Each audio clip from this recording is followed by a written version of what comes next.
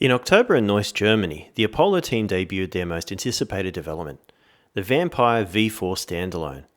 Unlike previous Vampire cards, this was not to be an accelerator for Amigas, but a new Amiga-compatible computer. Built around the high-performance 68080 CPU and their own AGA implementation. Expectations were high, as was the demand, with the initial offering selling out in under 45 minutes. But just what exactly is it that makes the V4 standalone computer so appealing? Let's take a look. Our first stop is of course the specifications. Now, it wouldn't be a Vampire card without incredible specs, and the V4 doesn't disappoint here. Just listen to how the spec sheet reads. An 80MHz 080 CPU with performance comparable to a very overclocked 060, a whopping 512MB of DDR3 RAM. Yes, you heard right, 512MB of DDR3. Dual flash chips for saving the core and kickstart. A super AGA graphics core combining AGA compatibility with RTG. A fast IDE controller capable of up to 13MB per second. An SD card slot. USB ports, which currently are designated for the keyboard and mouse only. An RJ45 100 base TX Ethernet port.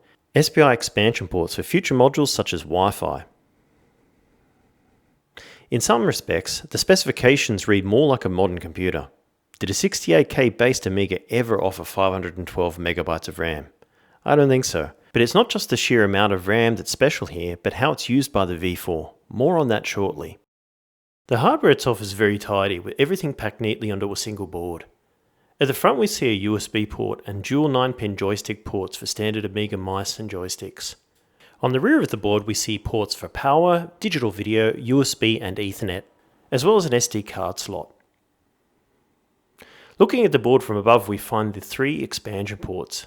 These are SPI and I2S serial ports, which are commonplace these days and provide a flexible expandability option. The V2 Vampire card for the 500 has one of these already, and it was used to add network capabilities for less than €10. The board also features a dual connector IDE port with both the 1200 style 44-pin connector as well as the 40-pin 3.5-inch style connector. And of course the magic happens here with the DDR3 RAM and Cyclone 5 FPGA chip. Now the CPU and chipset which is built into the Cyclone 5 is targeted to be compatible with AGA machines and already shows a lot of maturity.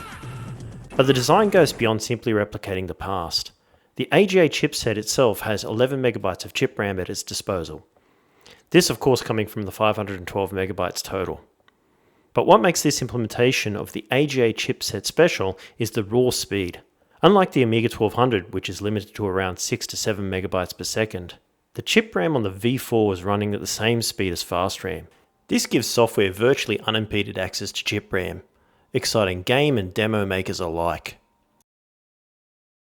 To examine the V4's performance, I'm going to pit it against my trusty old Amiga 1200, with its ACA 1233N030 accelerator running at a cool 55MHz.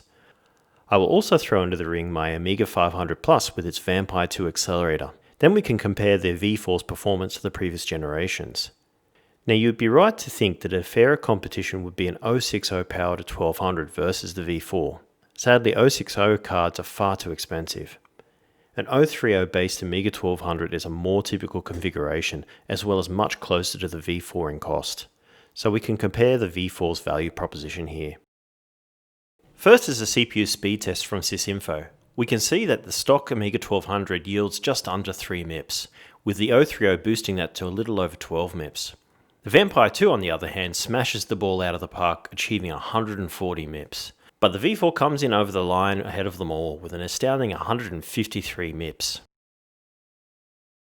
On disk performance there are clear differences here as well. The standard 1200 producing a respectable 1.3MB per second, with the 030 accelerator boosting that to 4.8MB per second. Not bad. The Vampire 2 however leaps ahead with 6.3MB per second, but the V4 is the clear winner here with almost 11MB per second. Since the V4's RAM was already in the spotlight, it makes sense to compare that to other Amigas as well. And again the story looks the same. The standard Amiga 1200 hits around 7MB per second on chip RAM and 10MB per second on fast RAM. The 030 increases fast RAM speed to around 56MB per second.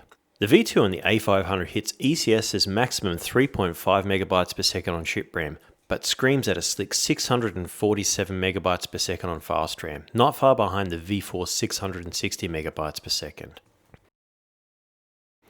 Now, as anyone will tell you, synthetic performance tests cannot accurately predict real-world performance.